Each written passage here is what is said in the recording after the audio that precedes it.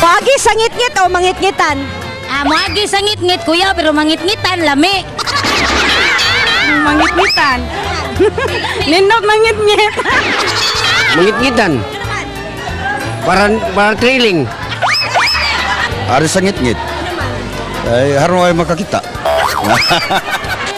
Given na yun ang mangit-ngit na, dapat palungod yun na siya kay, grabe naman kangit-ngit, no? So, pag agis sa ngit-ngit na, dito yung mga lami.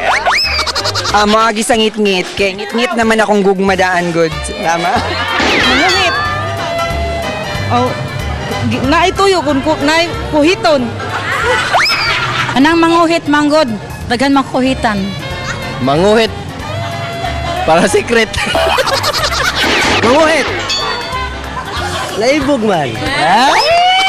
Asay mas sakit magubaan og balay, magubaan sa gugma.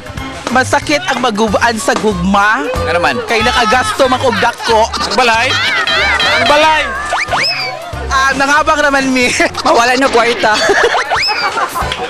Kaya mawalan ta kwarta, wala tay gugma, wala po tay balay, di ba? Magubag balay. Ay! Wala may kapuyan. Kung walay gugma, wala mo gapoy matukod nga balay. Parang ako, balag magubaan og gugma. Kaya kung wa tay balay, sa pag gugma goy balay, may kapuyan. Sama!